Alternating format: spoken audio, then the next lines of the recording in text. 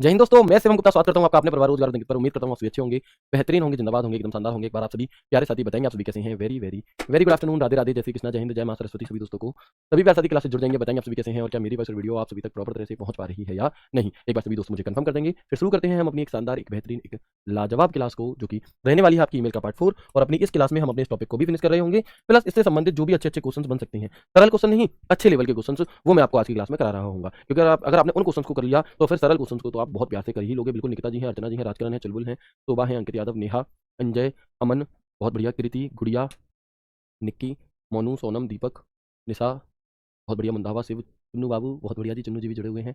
चलो ठीक है, तो शुरू करते हैं क्लास को। Very good afternoon, Radhe Radhe, जय श्री कृष्णा सभी दोस्तों को। और कल की क्लास में हमने जो भी बातें की थी उसके आगे के अगर मैं पॉइंट को डिस्कस करूं तो एक ऑप्शन होता है हमारे ईमेल के अंदर जिसका नाम है टॉगल कॉन्फिडेंशियल मोड। क्या काम है जी इसका?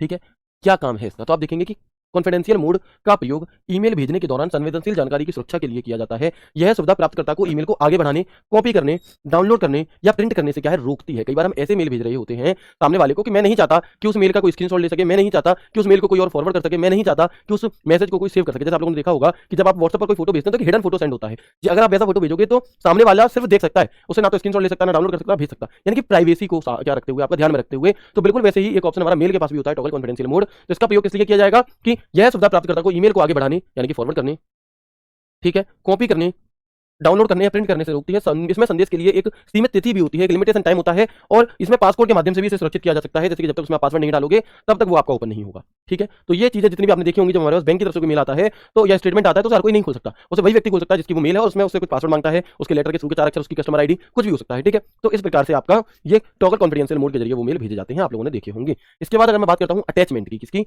अटैचमेंट की। अटैचमेंट क्या है? तो अगर आप अपने मेल के साथ किसी और फाइल को जोड़ना चाहते हो, है ना, कोई फोटो जोड़ना चाहते हो, कोई ऑडियो जोड़ना चाहते हो, कोई वीडियो जोड़ना चाहते हो, कोई पावर पॉइंट की फाइल, एक्सेल की फाइल, वर्ड की फाइल, तो उन्हें जोड़ने के लिए हम किसका प्रयोग करते हैं? उन्हें जोड़ने के लिए हम अटैचमेंट का प्रयोग करते हैं। तो यही बात यहाँ पर लिखी है कि ईमेल में हम अटैचमेंट करके कोई भी डॉक्यूमेंट भेज सकते हैं या फिर कोई software, video, audio file, image, picture, zip file भी भेज सकते हैं, परंतु इसके अंदर अटैचमेंट की सीमा होती है केवल 25 MB में अटैचमेंट करके भेज सकते हैं। अगर इससे बड़ी फाइल हुई तो वो ऑटोमेटिक गूगल ड्राइव के जरिए जाएगी। ठीक है, वो कैसे जाएगी? फिर वो ऑटोमेटिक गूगल ड्राइव के जरिए जाएगी। पेपर क्लिप आइकन कैसा होता है देखने में? तो पेपर क्लिप आइकन कुछ ऐसा होता है देखने में। ठीक है, तो अटैचमेंट भी समझ में आ गया और टॉगल कॉन्फिडेंशियल मोड भी समझ में आ गया। अब यहाँ पर कुछ वन लाइनर है, सीधे सीधे, है ना, कुछ वन लाइनर है, डायरेक्ट देखेंगे इन्हें कि मेल आईडी में ए से लेकर जेड तक, 1 से लेकर 9 तक गिनती, और इन इन लेटरों को, ये सिंबलों को आप लिख सकते हो। इसके अलावा अगर कोई सिंबल आप यूज करोगे तो वो उस मेल आईडी में नहीं लिखा जाएगा। ठीक है, इसके अलावा जब भी हम किसी मेल को स्टार्ट करते हैं तो वो येलो स्टार में बदल जाता है। ये बात मैंने आपको पहली क्लास में ही बता दी थी, पहली दूसरी में ही। ठीक है, इसके बाद जीमेल के लिए मर्ज की अधिकतम सीमा कितनी होती है? तो 1500 होती है। मेल मर्ज फंक्शन का पुराना नाम क्या था? तो मेल मर्ज फंक्शन का पुराना नाम मल्टी सेंड होता है। क्या होता है आपका? मल्टी सेंड होता है। वन लाइनर है, सीधे सीधे आपको याद रखनी है, इसमें कुछ भी समझने जैसा बहुत ज्यादा नहीं है। तो the maximum limit of mail merge for Gmail is 1500। The old name of mail merge function was multi send. Gmail की पेड सर्विस को गूगल वर्कस्पेस के नाम से जाना जाता है व इससे एक मेल 2cc BCC फील्ड सहित 2000 प्राप्तकर्ताओं को भेजने की लिमिट है। अच्छा, आप लोगों ने देखा होगा कि जैसे अगर आपके फोन में आपकी गूगल ड्राइव पे जो स्टोरेज मिलता है 15 GB, अगर वो भर जाए तो आपसे बार बार कहता है कि आप स्टोरेज परचेज कर लो। ठीक है, बिल्कुल ऐसे ही जब हम कोई नई मेल आईडी बना रहे होते हैं तो हमसे पूछता है कि आपको जो मेल आईडी बनानी है वो किस पर्पस से बनानी है, पर्सनल यूज या फिर बिजनेस। तो जब आप उसे बिजनेस के रूप में बनाना चाहते हो, या फिर जैसे जब हम मेल की फ्री सर्विस ले रहे होते हैं तो हम जीमेल का प्रयोग करते हैं, गूगल मेल का, लेकिन जब हमें पेड सर्विस लेनी होती है तो पेड सर्विस को गूगल वर्कस्पेस कहा जाता है और इसमें बहुत सारे फायदे फिर हमें मिलते हैं। हमें स्टोरेज क्षमता ज्यादा मिल जाती है।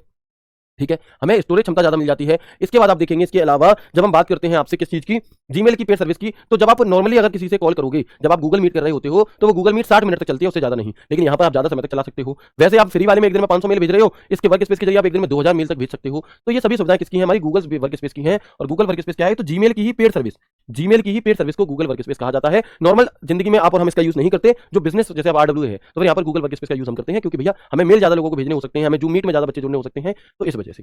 ठीक है, स्टोरेज हमें ज्यादा रखनी होती है। जैसे मेरी जो गूगल ड्राइव है वहां पर 100 GB का स्टोरेज मैंने परचेस कर रखा है, तो ये चीज है। इसके बाद हम देखेंगे कि जब हम एक साथ कई लोगों को ईमेल भेजते हैं तो उसे बल्क मेल कहते हैं। क्या? जब हम एक साथ कई सारे लोगों को मेल भेजते हैं तो हम उसे क्या कहते हैं? तो हम उसे बल्क मेल कहते हैं। ठीक है भाई, ओके, कोई बात नहीं है, बिल्कुल मैं धीरे धीरे पढ़ा देता हूं, बट मैंने अभी कुछ पढ़ाया ही नहीं है। देखो, ये अटैचमेंट आपको मैं पहले ही बता चुका था, सिर्फ ये चीज अच्छे से समझाइए, इसमें समझने की कोई दिक्कत होगी नहीं, और बाकी बिल्कुल नॉर्मल नॉर्मल बातें हैं, कुछ बहुत कठिन चीज नहीं है इसलिए। ठीक है, वेरी गुड।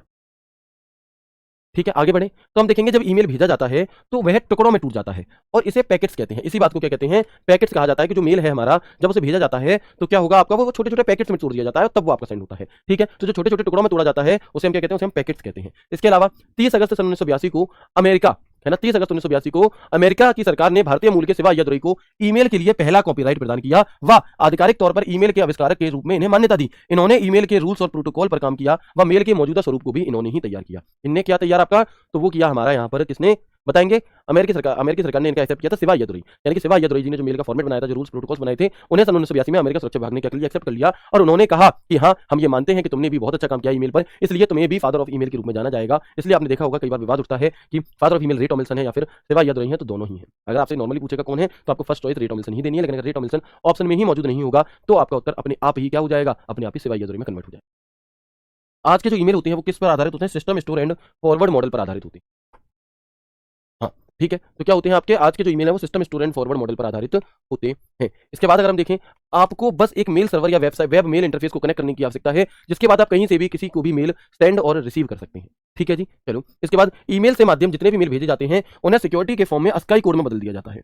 अब अस्काई की फुल फॉर्म क्या है, मतलब होता क्या है कि जो भी मेल हम भेज रहे होते हैं तो वो मेल बिल्कुल जैसे बीच में अगर किसी ने हैक कर लिया तो उस व्यक्ति को दिखेगा ही नहीं जो लिखा हुआ है, क्योंकि इस मेल को कन्वर्ट कर दिया जाता है अस्काई कोड के अंदर, और जिस व्यक्ति को हम भेज रहे हैं उस व्यक्ति के पास जब ये पहुंचता है तो अस्काई से नॉर्मल में कन्वर्ट हो जाता है। ये सुरक्षा के पर्पज से किया जाता है, तो अस्काई की फुल फॉर्म इंपॉर्टेंट है। क्या होती है इसकी फुल फॉर्म, तो हम कहेंगे American standard code for information interchange. ठीक है, तो स्काई की फुल फॉर्म क्या होती है हमारी, American standard code for information interchange होती है। ठीक है जी, इसके बाद एक ऑप्शन होता है मैसेज पेन। कौन सा, एक ऑप्शन होता है आपका मैसेज पेन, तो समझेंगे क्या है मैसेज पेन। जब आप इनबॉक्स सेक्शन में किसी ईमेल पर क्लिक करते हैं तो वह मैसेज एक पेन में ओपन हो जाएगा, जब आप उस मेल को पढ़ सकते हैं। यहां आप मौजूदा विभिन्न ऑप्शन के माध्यम से उस मेल पर अपना रेस्पॉन्स यानी कि रिप्लाई रिएक्शन के माध्यम से दे सकते हैं। यह हमारा मैसेज पेन होता है। हम नहीं करते, वो ऑटोमेटिक होता है, वो आपका मेल सर्विस प्रोवाइडर वो अपने आप कर देगा, हमें उसे स्काई में कन्वर्ट करने की जरूरत नहीं है, वो अपने आप होता है। ठीक है, और जब हमारे पास हम उसे देखते हैं तो अपने आप ही खुलता है। जैसे मान लो कि ये मेरे सामने क्या है, ये मैंने कोई मेरे पास मेल आया था और मैंने उस मेल पर जब क्लिक किया तो वो इस प्रकार से मुझे दिखाई दे रहा है, तो इसे हम मैसेज पेन कहते हैं। यहाँ पर हमारे सामने कुछ ऑप्शन खुलते हैं कि स्नूज इसे कब तक के लिए करना है, कल के लिए, परसों के लिए, अगले हफ्ते के लिए, है ना, नेक्स्ट वीक के लिए, या आप डेट एंड टाइम चूज कर सकते हो। तो आप चाहो रिप्लाई कर दो, आप चाहे फॉरवर्ड कर दो। अगर ज्यादा लोगों के पास से मेल आया होगा तो यहीं पर एक रिप्लाई ऑल का भी ऑप्शन आ जाता है। तो ये जो बॉक्स खुलता है ना, इसी को हम क्या कहते हैं, इसी को हम यहाँ पर नहीं, आपको ये सब नहीं लिखना, मत लिखो। ठीक है, चलो इसके बाद हम यहाँ पर देखेंगे रिप्लाई। इसके बाद में आपका क्या है, ये मैसेज पेन था। अब मैसेज पेन के बाद थोड़ी सी बात है आपकी किस चीज की, बिल्कुल इसके बाद आपकी बात है कि जीमेल के माध्यम से जो वीडियो कॉन्फ्रेंसिंग के लिए गूगल मीट का प्रयोग किया जाता है, तो गूगल मीट क्या है कि फ्री सेवा के माध्यम से हम एक बार में मैक्सिमम 100 ही लोगों को जोड़ सकते हैं और अधिकतम 60 मिनट की वीडियो कॉन्फ्रेंसिंग मीटिंग ही कर सकते हैं फ्री वाले में। क्या होता है आपका कि बिल्कुल, चलिए ठीक है जी, तो आप देखेंगे कि ईमेल जीमेल की जो फ्री सेवा है गूगल मीट, उसमें एक बार में अधिक से अधिक हम 100 लोगों को ही जोड़ सकते हैं और 60 मिनट तक की ही वीडियो आपकी वीडियो कॉन्फ्रेंसिंग आप कर सकते हो, उसके बाद वो कट जाएगी। तो आप देख सकते हैं यहाँ पर आपका मीट का ऑप्शन होता है, स्टार्ट अ मीटिंग। तो आप जैसे स्टार्ट अ मीटिंग पर क्लिक करोगे तो खुद से स्टार्ट करके और लोगों को जोड़ सकते हो, और अगर पहले से चल रही है आपको ज्वाइन करनी है तो हम ज्वाइन अ मीटिंग कहेंगे। तो हम क्या कहेंगे, तो हम ज्वाइन अ मीटिंग कहते हैं। ठीक है, इसके बाद मैंने आपसे कहा था कि जैसे ईमेल जो होता है उसकी मैंने कुछ प्रोटोकॉल्स आपको बताई थी, जिनमें से एक थी एसएमटीपी प्रोटोकॉल यानी कि सिंपल मेल ट्रांसफर प्रोटोकॉल, एक है हमारी पीओपी 3 प्रोटोकॉल यानी कि पोस्ट ऑफिस प्रोटोकॉल वर्जन 3, और एक होती है हमारी आईएमईपी यानी कि इंटरनेट मैसेज एक्सेस प्रोटोकॉल। इसके अलावा एक और प्रोटोकॉल होती है जो मैंने आपको नहीं बताई, वो है एमआईएमई प्रोटोकॉल। अब एमआईएमई प्रोटोकॉल का प्रयोग किस लिए किया जाता है, तो एमआईएमई प्रोटोकॉल का प्रयोग हमारा जो मेल में हम अटैचमेंट भेज रहे हैं ना उससे संबंधित होता है। तो एमआईएमई की फुल फॉर्म क्या है, हम कहेंगे मल्टीपर्पज इंटरनेट मेल एक्सटेंशन होती है। क्या होती है,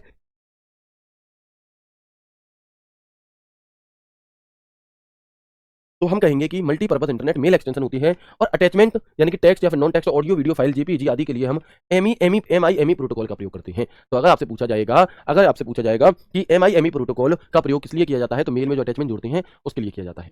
ठीक है, तो मेरा 14 GB भर गया है, परचेस करना पड़ेगा। नहीं, अगर आपके में काम की चीजें नहीं है तो डिलीट कर दो, उसे खाली कर लो, आपको नीड नहीं है। बट अगर मैं अपनी बात करूं तो भाई मेरे में तो डेटा रहता है, काम का ऑफिस का डेटा रहता है, तो फिर इस वजह से मुझे खरीदनी पड़ी। आप क्यों उसमें 1000-1200 साल के जमा करोगे या 200-300 महीने के दोगे, कोई मतलब नहीं है। ठीक है, तो आप डिलीट कर दो, फालतू का डेटा जगह हो जाएगी उसमें।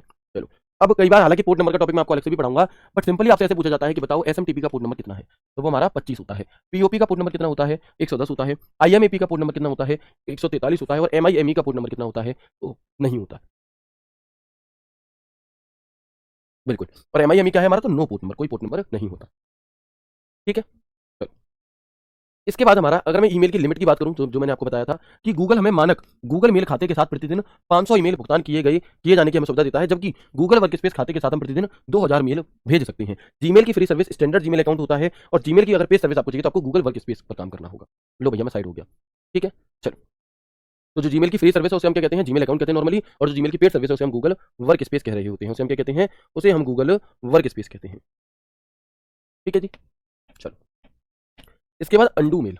अंडू क्या होता है जी, कि मान लो कोई मेल आपने अभी अभी भेजा है ना, कोई मेल आपने जस्ट अभी अभी भेजा ही भेजा है और आपको उसे रोकना है, नहीं रुक जाइए गलत चला गया, तो क्या ऐसा हो सकता है कि मेल को भेजने के बाद भी वापस लाया जा सकता है? तो जी हाँ, हो सकता है, लेकिन मात्र शुरू के 5 सेकंड, यानी कि जैसे ही आप किसी मेल को भेजते हो तो यहाँ पर अंडू मेल लिखा हुआ आता है। अब अगर आपने 5 सेकंड के अंदर उसे अंडू मेल कर दिया तो वो क्या होगा आपका, तो वो मेल जाने से रुक जाएगा, लेकिन अगर आपने नहीं किया और 5 सेकंड से ज्यादा हो गई तो फिर वो मेल वापस नहीं लाया जा, ठीक है। तो हम देखेंगे कि जीमेल में भेजी हुई मेल को वापस लाया जा सकता है, लेकिन इसकी समय सीमा बाय डिफॉल्ट कितनी होती है, 5 सेकंड होती है, लेकिन हम अगर चाहें तो हम अपने अनुसार इस टाइमिंग को सेट भी कर सकते हैं और हम 10 20 30 सेकंड तक इसे वापस ला सकते हैं। इसके लिए हमें क्या करना होगा, इसके लिए हमें अपनी मेल की सेटिंग के अंदर जाना होगा। The mail send an email Gmail can be brought back but its time limit is 5 second by default. If we want we can change this timing to 10 20 30 seconds as per our choice by going into the setting. कहां पर जाकर, setting में जाके। Port number क्या है भाई, मैंने अभी अभी आपसे कहा कि मैं पोर्ट नंबर पर एक अलग से क्लास लाऊंगा, तो मैं प्रॉपर वहां पर आपको बताऊंगा, ठीक है। अभी बस आपको पोर्ट नंबर याद कर लेने हैं इसके।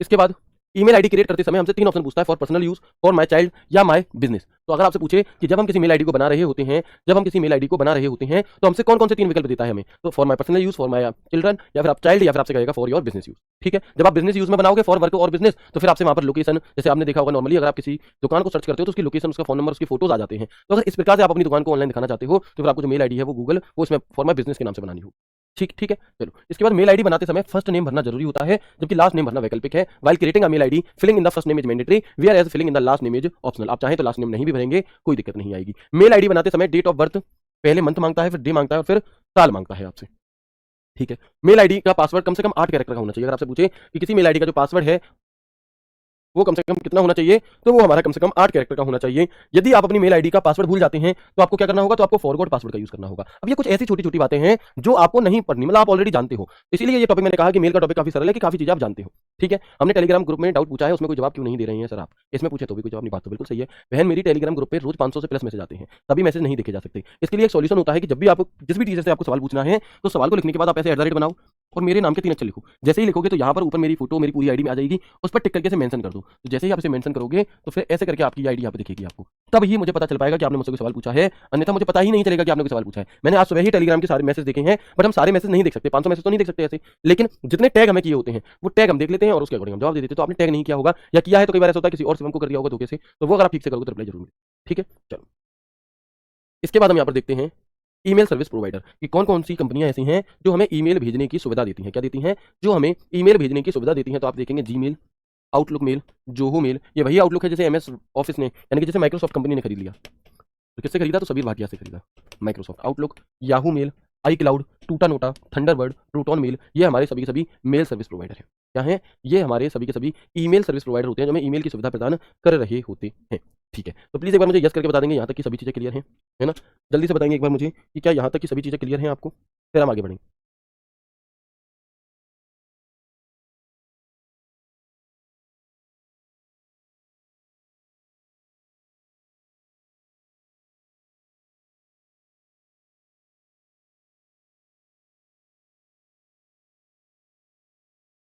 बिल्कुल, सभी लोगों का एकदम यस यस यस आ रहा है, बहुत बढ़िया। अब होता क्या है कि जो ईमेल सर्विस प्रोवाइडर होते हैं वो भी 2 प्रकार की सेवाएं हमें देते हैं। 2 प्रकार की कैसी, एक तो होता है कि आप नॉर्मली गूगल खोलो, वहां आप जीमेल को सर्च करो, रेडिफ मेल को सर्च करो, याहू को सर्च करो, फिर उनके सर्वर पर, उनकी वेबसाइट पर जाकर के काम करो। एक होता है कि हमारे फोन में ही एप्लीकेशन दे दिया, जैसे आप सभी के फोन को जब अगर आप एंड्रॉइड चला रहे हो तो उसके अंदर जीमेल के नाम से एक एप्लीकेशन दी होगी, उस एप्लीकेशन से भी आप यूज कर पा रहे हो। तो ये 2 चीजें होती हैं कि कुल 2 प्रकार की ईमेल सेवाएं होती हैं, एक होता है मेल क्लाइंट और एक होता है आपका वेब मेल। क्लाइंट का क्या काम है कि mail client are software program that allow you to send and receive email for your personal computer, ठीक है। Example include Mozilla, Thunderbird, Microsoft Outlook, Express, ये एप्लीकेशन हो गई जो आपके कंप्यूटर में इंस्टॉल्ड है। वेब मेल क्या है, web mail type of email is a type of email server you can access through an internet browser, यानी कि पहले आप किसी वेब ब्राउजर को खोलोगे, उसके अंदर आप इन वेबसाइट्स को खोलोगे और वहां से काम करोगे, जैसे जीमेल, याहू, एओएल, ये। तो आप यहाँ पर वेब क्लाइंट क्या है, जो आपके सॉफ्टवेयर है वो है, ठीक है। तो यहाँ पर हम देख सकते हैं कि जो जीमेल है आपका, जीमेल क्या है, ईमेल सर्विस प्रोवाइडर है जो 1 अप्रैल 2004 को बना था, गूगल कंपनी का है। हॉटमेल क्या है जी, तो हॉटमेल सन 1996 में बनाया था सबीर भाटिया ने। याद रखना, हॉटमेल को किसने बनाया था, तो भारतीय नागरिक सबीर भाटिया जी ने इसे बनाया था। कब, सन 1996 में। लेकिन हुआ क्या कि जब भी होता क्या है कि जैसे मार्केट में भैया बहुत पैसे वाले लोग हैं मान लो, ठीक है, तो अगर आपने कोई चीज बनाई और उन्हें ये लग रहा है कि इन फ्यूचर आप हमें कंप्लीट कर सकते हो, तो वो क्या करेंगे, आपको खरीदने की कोशिश करेंगे, ठीक है। तो बिल्कुल वैसे ही क्या हुआ कि 1996 में सबीर भाटिया ने एक हॉटमेल बनाया। तो माइक्रोसॉफ्ट कंपनी के पास बहुत पैसा था उस टाइम पे, तो माइक्रोसॉफ्ट कंपनी को लगा कि आने वाले समय में ये मेरे लिए क्या हो सकता है, एक बड़ा खतरा हो सकता है, मेरा एक बड़ा कॉम्पिटिटर हो सकता है। तो उन्होंने क्या किया कि सबीर भाटिया को लालच दिया $400 मिलियन। कि हम आपको $400 मिलियन देंगे। कब? सन 1996 में, जब आज के ₹500 भी तब 10,000 के बराबर होते थे। मैं ऐसे अंदाजे से बता रहा हूँ। तो उस टाइम पर $400 मिलियन देने की बात कही, तो भैया सबीर भाटिया जी ने अपनी इस हॉटमेल को बेच दिया किसे? माइक्रोसॉफ्ट कंपनी को। और फिर माइक्रोसॉफ्ट कंपनी ने जो सबसे पहला काम किया वो ये कि इस हॉटमेल का नाम बदल करके रख दिया आउटलुक। तो आउटलुक कुछ और नहीं है, हॉटमेल ही है, बस उसका नाम बदल दिया, अपना ठप्पा लगा दिया माइक्रोसॉफ्ट आउटलुक। तो आउटलुक किस कंपनी का है? माइक्रोसॉफ्ट कंपनी का है आपका, है ना? किस कंपनी का? माइक्रोसॉफ्ट कंपनी का है, जबकि इसे सबीर भाटिया से खरीदा था 1996 में, और 1997 में से एमएस आउटलुक, है ना? इसे 1997 में एमएस आउटलुक बना करके आपका बेच दिया गया, और कितने रुपए में? आपका $400 मिलियन में सबीर भाटिया जी से। तो वही बात यहाँ पर है, 1996 में सबीर भाटिया ने बनाया, ठीक अगले ही साल आउटलुक 1997 में माइक्रोसॉफ्ट कंपनी के द्वारा आया। किसके द्वारा? Microsoft company. इसके बाद एक प्रोटोन मेल होता है हमारा, मई 2014। याहू मेल, ये डेटा उतनी इंपॉर्टेंट नहीं है, बस ये नाम याद रखना। India time, Rediff mail, AOL mail, Zoho mail, iCloud mail, Yandex mail, Titan mail, GMX mail, HubSpot mail, Tutanota mail, Thunderbird mail, Apple mail, Zoho mail, Yandex. तो ये क्या है? ये सभी के सभी हमारे ईमेल सर्विस प्रोवाइडर हैं। तो कभी आपसे पूछ ले थंडरबर्ड क्या है, तो आपको पता होना चाहिए कि ये एक ईमेल सर्विस प्रोवाइडर है। ठीक है, ये एक चार्ट है जो बहुत इंपॉर्टेंट नहीं है, बट किसी के अंदर अगर क्यूरियोसिटी हो जानने की बाकी चीजों की भी, तो आप देख सकते हैं कि जिस प्रकार से गूगल हमें क्या देता है, 15 जीबी स्टोरेज देता है, वैसे प्रोटोन मेल 500 एमबी देता है, जो वो 5 जीबी देता है। अलग अलग ऑप्शन यहाँ पर आपके लिखे हैं। कौन के सिक्योरिटी का यूज करता है? आपको नोट्स नहीं बनाने, इसका फोटो भी नोट्स में नहीं लगाना, ये बस एक्स्ट्रा जानकारी है। ठीक है, चलो इसके बाद हम देखते हैं यहाँ पे कि ईमेल की सिक्योरिटी के लिए हम किस किस का प्रयोग करते हैं। तो इनकी फुल फॉर्म आपसे पूछी जाती है ना? इनकी फुल फॉर्म आपसे पूछ ली जाती है ईमेल्स की सिक्योरिटी से रिलेटेड। पीजीपी की फुल फॉर्म क्या है? तो प्रीटी गुड प्राइवेसी होती है। एसएसएल की फुल फॉर्म क्या है? तो सिक्योर सॉकेट लेयर होती है। और टीएलएस की फुल फॉर्म क्या होती है हमारी? तो ट्रांसपोर्ट लेयर सिक्योरिटी होती है। और जो जीमेल होता है वो इसी टीएसएल का ही प्रयोग करता है। कौन सा? जो जीमेल अकाउंट होता है हमारा, वो किसका प्रयोग करता है? टीएलएस, यानी कि ट्रांसपोर्ट लेयर सिक्योरिटी। इनकी फुल फॉर्म आपको पता होनी चाहिए।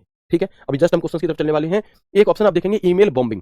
अब ईमेल बॉम्बिंग क्या होता है भैया? तो अगर कभी आपके पास ऐसा हो कि 1000-2000 मेल एकदम से लगातार आ रहे हैं, तो उसी को ईमेल बॉम्बिंग कहा जाता है। कि जब किसी व्यक्ति के पास सैकड़ों या हजारों संदेश एक साथ भेजने को क्या कहा जाता है? ईमेल बॉम्बिंग कहा जाता है। इस पत्र बम के रूप में भी जाना जाता है, इसे ईमेल बॉम्ब के रूप में भी जाना जाता है।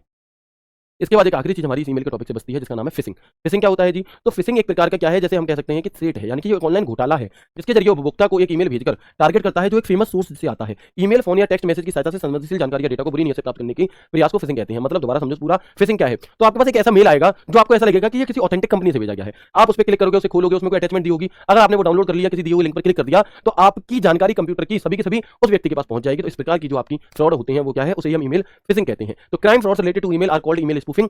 ईमेल स्पूफिंग, पहले स्पूफिंग की बात हो रही है। Email spoofing is a form of a cyber attack in which a hacker send an email threads is manipulated to appear as if it originates from a trusted source. Email spoofing is a popular tactic आपका used in phishing and spam campaigns because people are more likely to open an email when they think it is send by a known sender. The goal of email spoofing is so trick distance into opening और responding message. यानी कि ऊपर यहाँ पर आपको email spoofing के बारे में जानकारी दे दी है, और नीचे दी गई है हमें जानकारी किसके बारे में? नीचे दी गई है ईमेल फिशिंग के बारे में। तो जब आपको कोई बिल्कुल असली जैसा ही मेल बना करके भेजा जाएगा, तो इसे ईमेल स्पूफिंग कहा जाता है। इसे क्या कहा जाता है? Email spoofing. हालांकि जितना कॉम्प्लिकेटेड लग रहा है उतना है नहीं। यहाँ से सवाल आएगा तो आप बड़ी आसानी के साथ कर लोगे, परेशान होने की जरूरत नहीं है। ठीक है, चलिए ये कुछ शॉर्टकट की है हमारी। अगर आप डायरेक्ट सेंड करना चाहते हो किसी मेल को, देखो जैसे आप मेल टाइप कर रहे हो, अब अगर आप एंटर बटन दबाओगे तो वो तो अगली लाइन में आ जाएगा, लेकिन अगर आप कंट्रोल एंटर दबाओगे तो वो सेंड हो जाएगा। अगर आपको सीसी को ऐड करना है तो आप कंट्रोल प्लस प्लस सी दबाओ। अगर आपको बीसीसी को ऐड करना है तो कंट्रोल प्लस प्लस बी दबाओ। अगर आप बोल्ड करना चाहते हो टेक्स्ट में तो कंट्रोल बी, इटैलिक के लिए कंट्रोल आई, अंडरलाइन के लिए कंट्रोल यू। अगर आपको नंबरिंग में लिस्ट बनानी है तो control plus plus 7, bulleted list बनानी है तो कंट्रोल प्लस प्लस 8, और आपको कोड वगैरह बनानी है तो कंट्रोल प्लस प्लस 9। ये हमारी कुछ शॉर्टकट की होती है। तो यहाँ पर आपका जो ईमेल का टॉपिक है वो हो जाता है खत्म। तो एक बार आप सभी दोस्त मुझे ये बता देंगे कि क्या आप सभी इस चीज के लिए तैयार हैं कि जो भी बात आपने पढ़ी यहाँ से क्वेश्चन कैसे पूछे जाते हैं? क्या आप सभी टेस्ट योर सेल्फ के लिए तैयार हैं अपने? मुझे पता है अगर आपने पहली बार ये टॉपिक पढ़ा है तो आपको टॉपिक 60 से 70% ही समझ में आया होगा, बट फिर भी आप देखोगे कि आप हर एक सवाल का सही उत्तर दे रहे हो। और ये सवाल बिल्कुल सरल वाले में नहीं लाया हूँ, एक अच्छे लेवल के सवाल लाया हूँ, उससे ऊपर लेवल के सवाल आपके पास नहीं पूछा जाएगा। तो क्या आप सभी तैयार हैं टेस्ट और सेल्फ के लिए? एक बार मुझे कंफर्म करके बताएंगे, फिर हम आगे बढ़ते हैं। ठीक है सर, हमें पता कैसे चलेगा ये ईमेल फर्जी है? देखो सबसे पहली चीज तो कि उस ईमेल में आपकी पहले अगर आप जानते ही नहीं हो किसी ईमेल को तो उसे आप ओपन ही मत करो। अगर कोई ऐसा नॉन मेल आ रहा है जिसके बारे में आप जानते ही नहीं तो आप उसे ओपन मत करो, पहली चीज। दूसरा, उसमें अगर कोई स्पेलिंग एरर है तो ओपन मत करो। उसमें अगर सब्जेक्ट नहीं लिखा है तो ओपन मत करो। ठीक है, तो शुरू करते हैं और देखते हैं पहला सवाल हमसे क्या कह रहा है। स्तंभ आपको यहाँ पर क्या सही मिलान करनी है।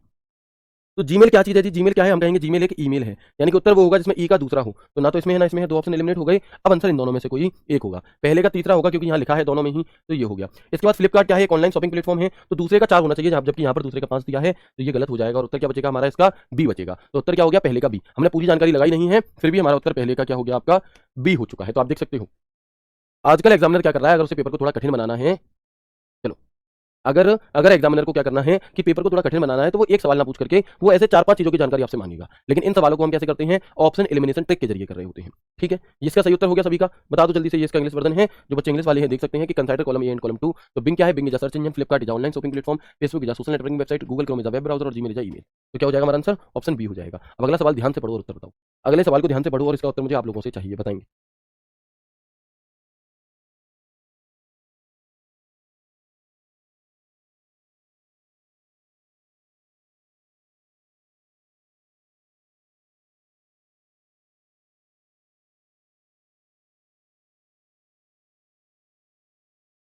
बिल्कुल बताएंगे। तो ये इसका इंग्लिश और हिंदी दोनों में है।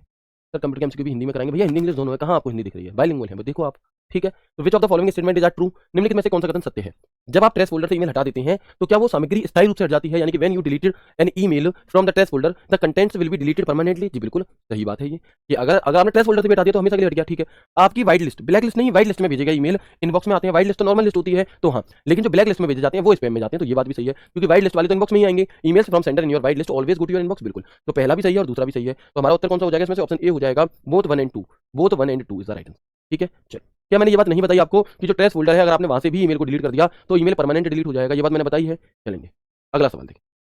निम्नलिखित में से कौन सा एक उचित इंटरनेट ईमेल शिष्टाचार नहीं है, यानी कि which of the following is not a proper internet email etiquette, है ना। तो बताएंगे भैया कौन सा इनमें से एक ईमेल से संबंधित बातचीत नहीं है। व्हाइट लिस्ट क्या होती है, व्हाइट लिस्ट नॉर्मल लिस्ट भैया, नॉर्मल लिस्ट अपने ईमेल के उचित विषय रखना, चर्चा की जा रही विषय को दर्शाना, ये एक अच्छी बात है ईमेल से रिलेटेड। हाँ, सामग्री की स्पेलिंग चेक करना सही बात है, ईमेल में रिप्लाई ऑल को बहुत सावधानी से करना बिल्कुल सही बात है, यह बिना बताए संदेशों को आगे भेजना कि इसे क्यों भेजा जा रहा है, इसका क्या करना है, तो ये क्या हो जाएगा हमारा, यही आपका सही उत्तर हो जाएगा, क्योंकि यही एक शिष्टाचार की बात नहीं हुई है। अगर मैं इंग्लिश में पढ़ूं तो हैविंग अ प्रॉपर सब्जेक्ट, भाई सब्जेक्ट होना चाहिए किसी भी मेल का, बिल्कुल सही बात है, स्पेलिंग चेक होनी चाहिए, बिल्कुल सही बात है, रिप्लाई ऑल का प्रयोग बहुत ध्यान से करना चाहिए। ये बात क्यों लिखी है कि मान लो आपने क्या किया कि आपने अपने रिश्तेदारों के लिए एक मेल तैयार किया और आपने एक ही बार में सभी लोगों को वो मेल भेज दिया। ठीक है। अब हुआ क्या कि उसमें से कोई एक, मान लो आपके पास कहीं से मेल आया और वो भी मेल और भी लोगों को भेजा गया है। अब आप ये कहना चाहते हो पर्सनली रिप्लाई करके, सिर्फ रिप्लाई करके, कि अगर वो आई तो मैं नहीं आऊंगी। ठीक है। अगर वो आई, अगर तुमने उसे बुलाया है, वो आई तो मैं नहीं आऊंगी। अब आप ये बात रिप्लाई करके कहना चाह रहे थे, बट धोखे से आपसे क्या हो गया, रिप्लाई ऑल हो गया, तो वो जो आपका मैसेज था वो सभी के पास पहुंच गया और वहां से होगी बसड़। ठीक है, वहां से होगी आपकी गड़बड़। तो ऐसी कंडीशन को रोकने के लिए आपको रिप्लाई ऑल का प्रयोग बहुत सावधानी से करना है। ठीक है। तो हम क्या कहेंगे भैया, ये वाली बात भी सही है। हमसे क्या पूछा कौन सा एथिकेट नहीं है, तो भाई फॉरवर्डिंग मैसेज विदाउट टेलिंग, मतलब बिना सब्जेक्ट डाले, तो हमारा क्या हो जाएगा, डी इसका सही उत्तर हो जाएगा।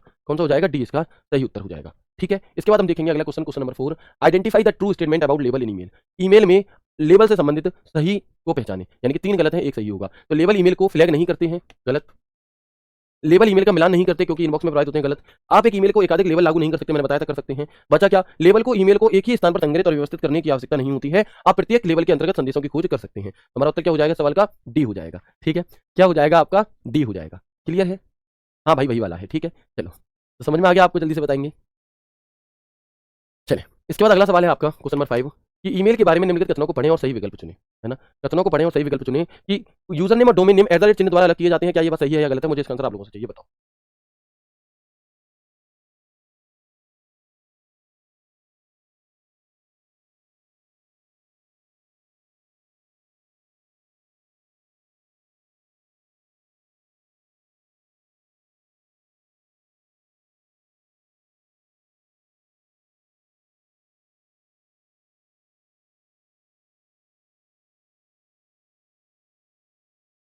बिल्कुल। तो हम कहेंगे भैया जो the user name and the domain name are separated by at the rate, बिल्कुल सही बात है। Email address are case sensitive, तो मैंने क्लियरली बताया कि email address are not case sensitive, ये केस सेंसिटिव नहीं होता। हमसे पूछा है सही को पकड़ो, तो पहला सही है दूसरा गलत है, उत्तर क्या हो जाएगा, option B, first is true and second is false, first and true and second is false. तो कोई दिक्कत इस सवाल में। अब आप लोग खुद देखो कि आप लोग गलती कहाँ कर रहे हो, है ना। जो लोग सी आंसर दे रहे हैं, जो लोग डी आंसर दे रहे हैं, आपको खुद देखना होगा कि आखिर आप गलती कर कहाँ पर रहे हैं। भाई क्या मैंने आपको ये नहीं बताया कि ईमेल एड्रेस केस सेंसिटिव नहीं होते, खूब बताया है, ठीक ठीक करके बताया है, फिर गलती क्यों हो रही है। अगला सवाल देखते हैं, क्वेश्चन नंबर 6, बताएंगे क्या होगा। कि एक ईमेल का अर्थ खाली जगह, एक ईमेल का अर्थ है कि यह कुछ समय के लिए गायब हो जाएगा, फिर आपके द्वारा चुने जाने पर आपके इनबॉक्स के सीट्स पर वापस आ जाएगा, जैसे कि आप इसे फिर से प्राप्त कर रहे हैं। कौन से टूल का ऐसा यूज होता है, बताओ। इनमें से किसका ऐसा यूज होता है। अब ना भाई मैं आपका क्वेश्चन नहीं समझ पा रहा हूँ, प्लीज आप तरीके से क्वेश्चन को पूछो, है ना। तो आप पूछना क्या चाह रहे हो पहले आप ये बताओ। वेरी गुड, बताएंगे क्या होगा। वॉइस एकदम क्लियर है हमारी साइड से, आप अपनी तरफ से चेक करें एक बार।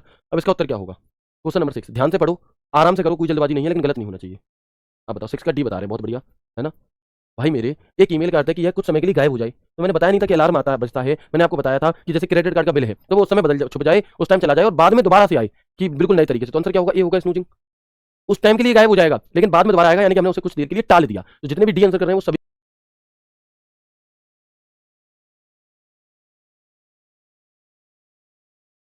पढ़ रहे हो, समझने की कोशिश कर रहे हो, क्योंकि सभी का आंसर सही है, मात्र एक दो बच्चों का ही गलत है, तो क्यों गलत है वो बताओ। अगला देखेंगे क्वेश्चन नंबर 7, कि ईमेल को संग्रहित करने के बारे में फॉल्स कथन की पहचान करें, गलत, गलत स्टेटमेंट को पहचानो, बताओ क्या होगा आंसर।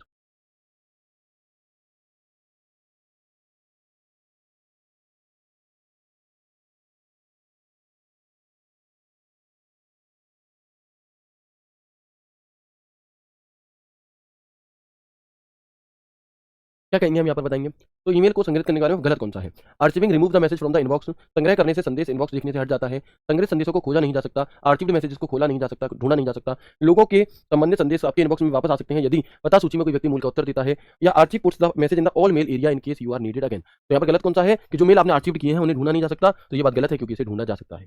अगला सवाल, ये बीसीसी है, इसे थोड़ा ठीक कर लेना। अब आपसे पूछा है कि बताओ ईमेल हेडर में निम्नलिखित में से कौन सा शामिल है। ईमेल हेडर में कौन सा शामिल होता है। तो जब आप कंपोज पर क्लिक करते हो और आपके सामने कुछ ऐसा व्यू खुल के आता है जहां पर यहाँ पर टू सीसी बीसीसी या सब्जेक्ट लिखा होता है और इसी को हम क्या कहते हैं, और यहाँ पर मान लो फ्रॉम भी लिखा नहीं होता लेकिन फ्रॉम को भी हम यहाँ पर, तो ये जो ऊपर का पार्ट होता है इसे हम ईमेल हेडर कहते हैं।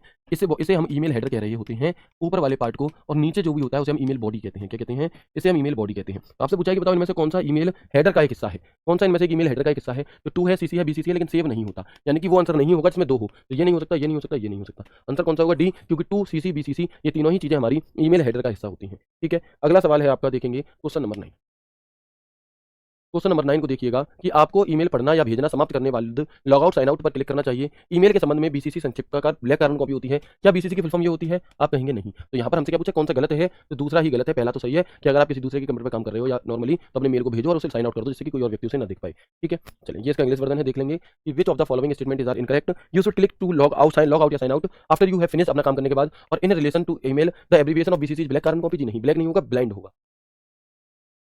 चलो, हाँ ये भी सेंडर, बिल्कुल सेंडर है भाई। ठीक है, चलो इसके बाद हम आगे देखेंगे यहाँ पर कि कौन सा गलत है, दूसरा गलत है, तो ओनली टू इसका सही हो जाएगा। अगला क्वेश्चन, क्वेश्चन नंबर 10, ईमेल का उपयोग करके फाइल अटैचमेंट भेजने के बारे में कौन सी बात ऐसी है जो कि गलत है।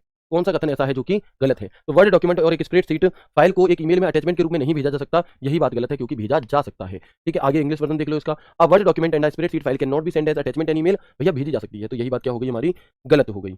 ठीक है, अब ये जो क्वेश्चन है आपके लिए क्वेश्चन नंबर 11, ये क्वेश्चन होमवर्क के लिए है। हमने आज की क्लास में अपने ईमेल के टॉपिक को फिनिश किया। ये इसका इंग्लिश वर्जन है भाई, इंग्लिश वर्जन देख लेना। और इसका जो उत्तर है वो आप मुझे टेलीग्राम डाउट ग्रुप में देना। कहाँ पर, टेलीग्राम डाउट ग्रुप में मुझे आप बताना कि ये जो ईमेल का टॉपिक था ये आपको कैसा लगा, है ना सर। बीसीसी की फुल फॉर्म क्या होती है। क्या बहन आपने कल की क्लास नहीं देखी तो आपको पहले पुरानी क्लासेस देखनी चाहिए, फिर आगे की ब्लाइंड कार्बन कॉपी। ठीक है, तो मैं उम्मीद करता हूँ आपको क्लास बहुत अच्छी लगी होगी। आज की क्लास को हम इतना ही रखेंगे क्योंकि टॉपिक हमारा हो चुका है फिनिश बहुत अच्छे तरीके से। हर एक चीज को मैंने जाना, कोई भी बुक कोई भी वेबसाइट पर देख लेना, जितनी जानकारी इन क्लासेस में मैंने आपको दी आपको नहीं मिलेगी। ठीक है, इतना इनफ है, इससे ज्यादा आपको नहीं करना, बस रिवीजन करते रहो आपका। और एक अच्छे लेवल के क्वेश्चन की प्रैक्टिस भी मैंने आपको करा दी। तो जो मैंने होमवर्क के लिए क्वेश्चन दिया है उसका आंसर क्या है वो आप मुझे टेलीग्राम डाउट ग्रुप में बताना। मिलते हैं आपसे कल की क्लास में एक नए, एक शानदार सेशन, एक नए टॉपिक के साथ। तब तक के लिए राधे राधे, जय श्री कृष्णा, जय हिंद।